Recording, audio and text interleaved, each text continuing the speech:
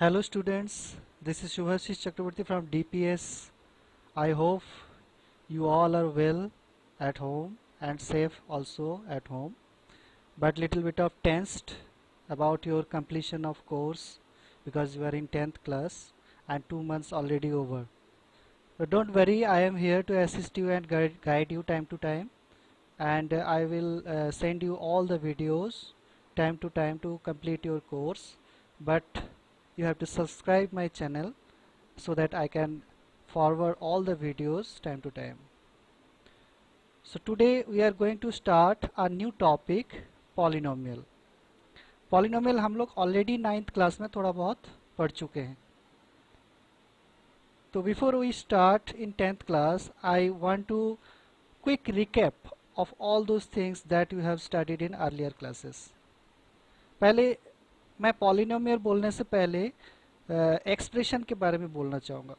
What is an expression? Expression is a combination of variables, constants and some operators. Suppose I am writing 2 into x into y plus 5x into x minus 7. So how many operators are used? Here one operator, one operator, one operator, one operator, one operator. These operators are used, and variables are also used, x, y, x, etc. And some numbers 2, 5, minus 7. So after combining all these things, you can make an expression as 2xy plus 5x square minus 7. So this is called an algebraic expression. But polynomial, every expression is not a polynomial. A polynomial is a special type of expression where we need to check whether the degree of the variable is a non-negative integer or not. That means एक polynomial होने के लिए expression में हम लोग को देखना पड़ेगा कि वहाँ पे वेरिएबल की जो डिग्री है वो पॉजिटिव इंटीजर हो रहा है कि नहीं. सपोज हियर x की पावर 1, y की पावर 1, यहाँ पे x की पावर 2, यहाँ पे अगर लिखूँ तो x की पावर 0, तो ये नेगेटिव नहीं है, it's a positive integer. So that's why we can take it as a polynomial.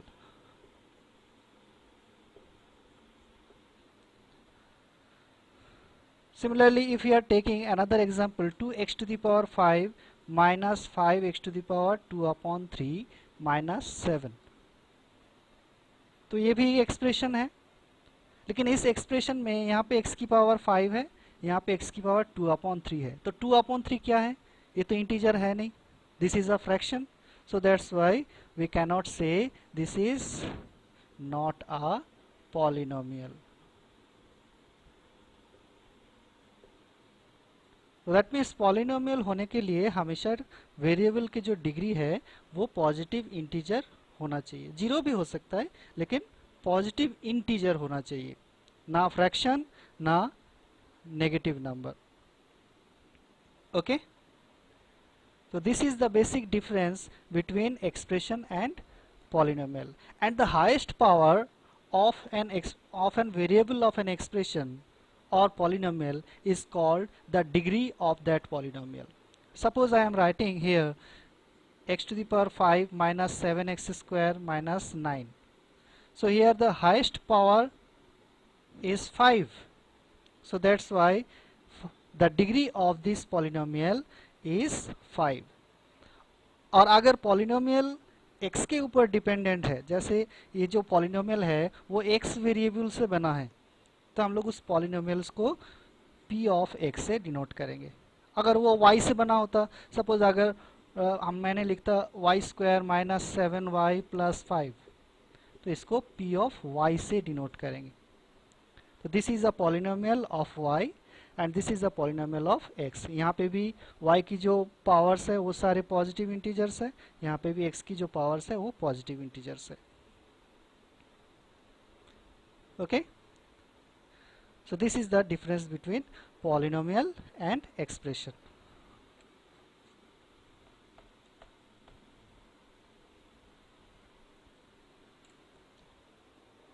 Now,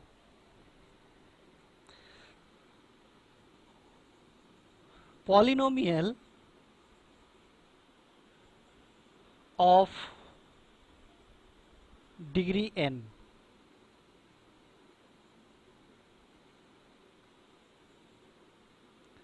polynomial of degree n. Suppose p of x is the polynomial. x के ऊपर डिपेंडेंट करके हम लोग एक पॉलिनोमियल बना रहे हैं जिसका डिग्री n. तो उसको हम लोग किस तरीके से लिखेंगे? The general form of a polynomial of degree n can be written as an x to the power n plus an minus 1 x to the power n minus 1 plus an minus 2 x to the power n minus 2 up to a0. अब तुम लोग को लग रहा है कि ये an minus 1 an minus 2 a0 ये सब क्या है? ये कुछ नहीं है, जो नंबर्स हम लोग लिखते हैं, जैसे वहाँ पे लिखा था 5x to the power 5 minus 7x square, ये जो 5 माइनस 7 यही सारे को हम लोग an माइनस 1 से डिनोट कर रहे हैं. दैट मीन्स ये सारे एक एक रोल नंबर है, ये सारे हम लोगों ने एक रोल नंबर दे दिया है. Is that clear? तो that means polynomial of degree n को जनरली हम लोग इस तरीके से रिप्रेजेंट करते हैं, जहाँ पे an जो है उसको हम लोग नॉट इक्वल्स टू 0 लेते हैं. क्यों नॉट इक्वल्स टू 0 लेते हैं? क्योंकि अगर an की वैल्यू 0 हो जाता तो ये जो पहला टर्म है an x to the power n, ये क्या होता है? 0 into x to the power n. तो 0 into x to the power n मतलब 0. दैट मीन्स ये जो टर्म है ये वैनिश हो जाता. तो if this term is vanish then highest degree will be n minus 1. तो उस पॉलिनोमियल की डिग्री क्या हो जाता? n माइनस 1 हो जाता. तो इसीलिए हम लोग an को कभी भी 0 नहीं लेते. सपोज मैं एक पॉलिनोमियल बना रहा हूं जिसका डिग्री है 4. ठीक है, तो p of x is equal to suppose 5x to the power 4 minus 3x square plus 7x minus 9. तो ये 4 डिग्री पॉलिनोमियल तभी बोलेंगे जब x टू द पावर 4 की कोफिशिएंट नॉन जीरो होगा. अगर मैं यहां पे 0 ले लेता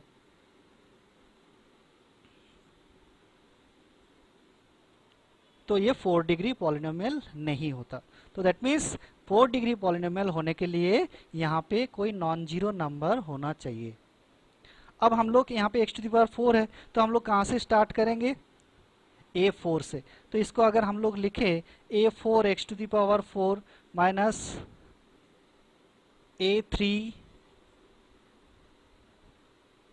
x cube plus a2 x square plus a1 x plus a0. तो अब बताओ x टू द पावर 4 की कोफिशिएंट यहाँ पे a to the power a4 है, x टू द पावर 4 की कोफिशिएंट यहाँ पे क्या है? 5 है. तो a4 इज इक्वल टू हम लोग क्या लेंगे? 5. यहाँ पे x क्यूब की कोफिशिएंट a3 है, यहाँ पे x क्यूब कोई टर्म है ही नहीं, तो हम लोग a3 को क्या लेंगे? 0 लेंगे. फिर यहाँ पे एक्स स्क्वायर की कोफिशिएंट a2 है, यहाँ पे एक्स स्क्वायर की कोफिशिएंट क्या है? -3. तो a2 इज इक्वल टू क्या लेंगे? -3. फिर उसी तरह x की कोफिशिएंट यहाँ पे क्या है? a1. यहाँ पे x की कोफिशिएंट क्या है? 7. तो a1 इज इक्वल टू क्या लेना है? 7 लेना है. यहाँ पे कांस्टेंट टर्म क्या है? -9. यहाँ पे कांस्टेंट टर्म क्या है? a0. तो a0 इज इक्वल टू हम लोग क्या लेंगे? -9.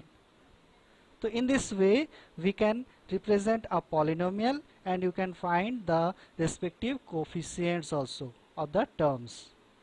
ओके तो सबसे पहले हम लोग को इसके लिए क्या करना है कि सबसे पहले हम लोग उस पॉलिनोमियल जो गिवन है उसको ग्रेजुअली डिक्रीजिंग ऑर्डर पे अरेंज कर लेंगे according to their degrees. That means यहाँ पे देखो x टू द पावर 4 है, फिर x स्क्वायर है, फिर x है, फिर x टू द पावर 0 है. तो ग्रेजुअली डिक्रीजिंग ऑर्डर पे अरेंज कर लिया. उसके बाद तुम a4 a3 a2 a1 a0 ये सारे फाइंड कर सकते हो.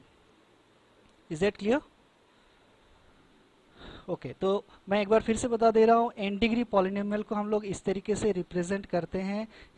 तरीके से रिप्रेजेंट करने के बाद हम लोग को ये चेक करना है कि उसका जो हाईएस्ट डिग्री है उसका कोफिशिएंट हमेशा 0 होना चाहिए, तभी हम लोग n डिग्री पॉलिनोमियल इसे बोलेंगे, otherwise it's degree will be less than n।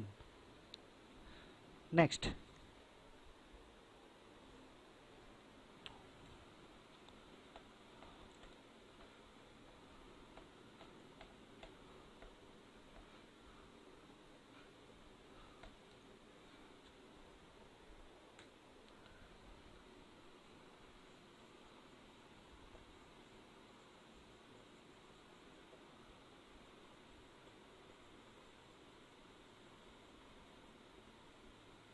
Classifications of polynomials. हम लोग पॉलिनोमियल्स को कभी कभी कुछ नाम भी देते हैं। जैसे कुछ पॉलिनोमियल है, जैसे मैंने p of x is equals to 5 लिखा, तो 5 को हम लोग 5 into x to the power 0 लिख सकते हैं। तो x टू द पावर 0 है तो दैट मीन्स इसका डिग्री 0 है, तो हम लोग इसको कांस्टेंट पॉलिनोमियल कहेंगे। अगर किसी भी पॉलिनोमियल की डिग्री 0 है तो उस पॉलिनोमियल को हम लोग कांस्टेंट पॉलिनोमियल कहेंगे। सिमिलरली अगर p of x is equals to 5x plus 3 लिखा, तो यहाँ पे डिग्री क्या है?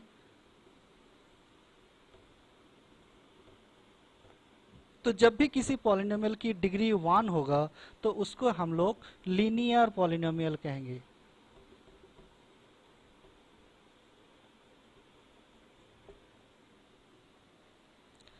सिमिलरली अगर p of x is equals to 5x square plus 7x minus 9, तो यहाँ पे डिग्री क्या है?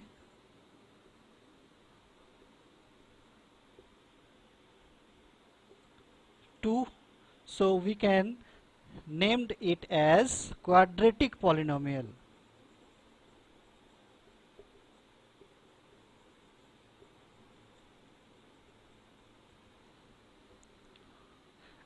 If you consider another example, 5x cube minus 7x square plus 7x minus 6, तो यहाँ पे हाईएस्ट डिग्री क्या है? 3।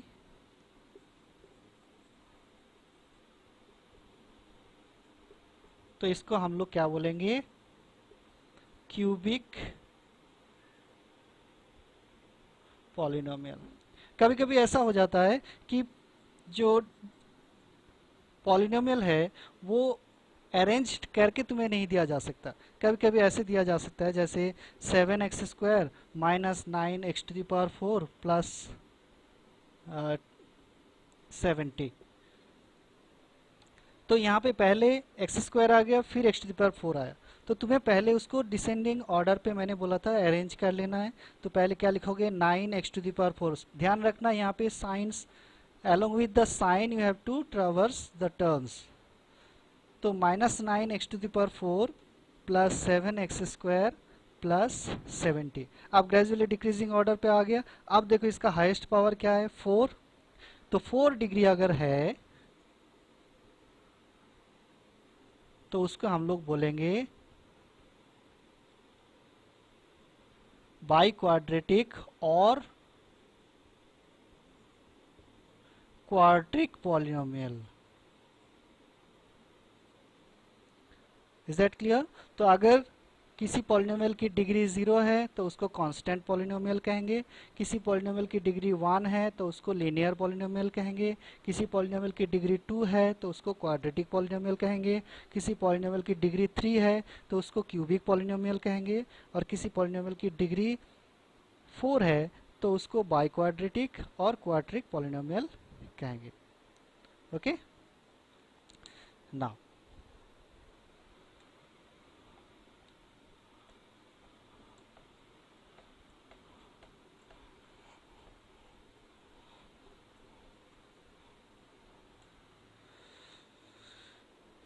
next topic is value of a polynomial। at a particular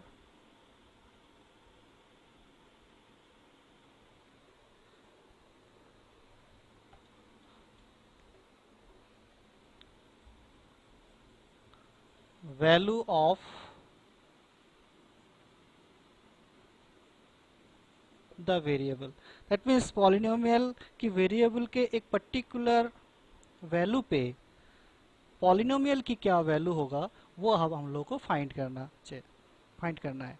तो that means let us take p of x is equals to 2x square plus 7x plus 5, है ना.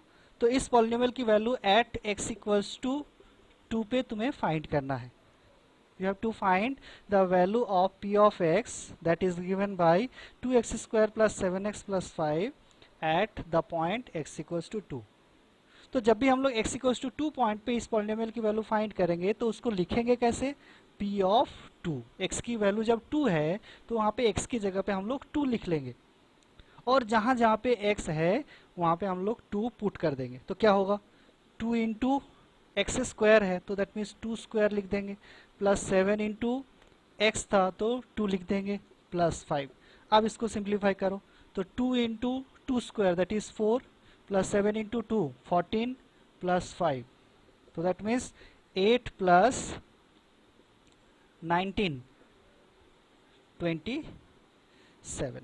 तो that means ये जो पॉलिनोमियल गिवन था 2x square plus 7x plus 5, ये x equals to 2 पे इस पॉलिनोमियल की वैल्यू क्या होगा, 27. तो इसी तरह हम लोग अगर x इक्वल्स टू -2 पे फाइंड करते तो उस पॉलिनोमियल का क्या वैल्यू आता, तो क्या लिखते हैं हम लोग, p ऑफ -2. तो 2 into x square that means -2 का square plus 7 into x that means 7 into -2 plus 5. तो after simplification 2 into 4 minus 14 plus 5, तो दैट मीन्स 8 माइनस 14 प्लस 5, तो that means 13 minus 14 that is -1. तो दैट मीन्स x की value जब -2 होगा तो उस पॉलिनोमियल की वैल्यू क्या होगा, -1. तो इस तरीके से हम लोग x की वैल्यू चेंज करते जाएंगे तो पॉलिनोमियल की वैल्यू भी चेंज होता जाएगा. लेकिन कांस्टेंट पॉलिनोमियल के जगह पे वहाँ पे x की वैल्यू कुछ भी रखो, वहाँ पे पॉलिनोमियल की वैल्यू हमेशा कांस्टेंट रहता है, इसीलिए भी उसको कांस्टेंट पॉलिनोमियल कहते हैं.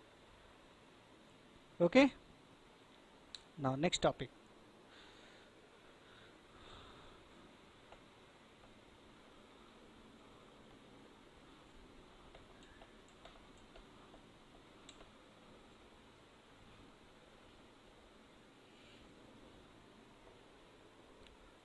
What is zeros of a polynomial?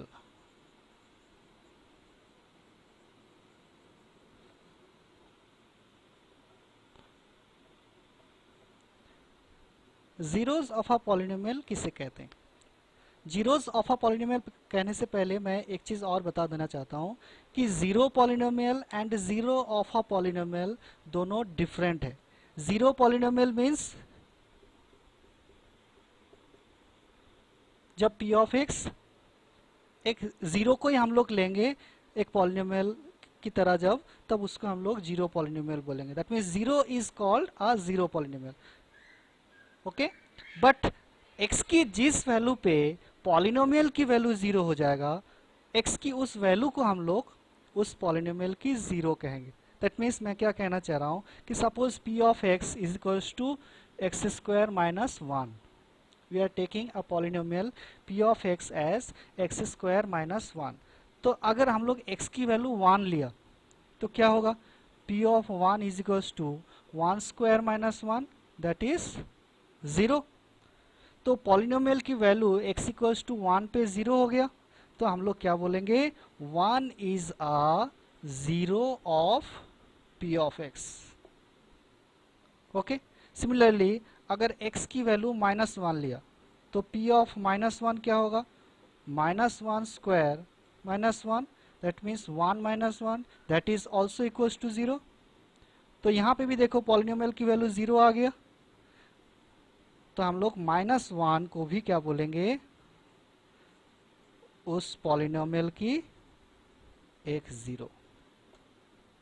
तो एक पॉलिनोमियल में एक से ज्यादा जीरोस हो सकता है, इट डजेंट मैटर, लेकिन हम लोग को क्या देखना है कि x की कौन सा वैल्यू पुट करके p ऑफ x की वैल्यू 0 होता है। वो अगर हम लोग फाइंड कर लेंगे तो x की उस वैल्यू का हम लोग उस पॉलिनोमियल की 0 बोलेंगे। और एक चीज मैं यहाँ पे बता देना चाहता हूँ कि कोई भी पॉलिनोमियल की जो डिग्री है, उस पॉलिनोमियल्स की मैक्सिमम उतना 0 हो सकता है। क्यों, वो हम लोग थोड़ी देर बाद में जानेंगे कि कोई भी पॉलिनोमियल की डिग्री अगर यहाँ पे 2 है तो मैक्सिमम इसका 2 0 हो सकता है, 2 से ज्यादा कभी होगा ही नहीं। 2 से कम हो सकता है लेकिन 2 से ज्यादा कभी नहीं होगा, 2 भी हो सकता है। किसी पॉलिनोमियल क्यूबिक पॉलिनोमियल है तो उसका मैक्सिमम 3 जीरोस हो सकता है, उससे ज्यादा नहीं हो सकता। कोई अगर बाई क्वाड्रेटिक या क्वाड्रेटिक पॉलिनोमियल है तो उसका मैक्सिमम 4 जीरोस हो सकता है, उससे ज़्यादा नहीं हो सकता है। कम हो सकता है लेकिन उससे ज़्यादा नहीं हो सकता है। तो this is called the zeros of a polynomial. तो zeros of a polynomial means X की किस वैल्यू पे पॉलिनोमियल्स की वैल्यू 0 होता है। और जीरो पॉलिनोमियल्स मीन्स जब हम लोग 0 को लेंगे as a polynomial, then that is called zero polynomial. मतलब 0 को एक पॉलिनोमियल जब लेंगे तो उसको हम लोग जीरो पॉलिनोमियल बोलेंगे, लेकिन x की किस वैल्यू पे पॉलिनोमियल्स की वैल्यू 0 हो रहा है उसको हम लोग जीरो ऑफ दैट पॉलिनोमियल बोलेंगे। I think all these things are very much clear to you. Now in the next session we will discuss about the geometrical significance of zeros. So till then, thank you so much.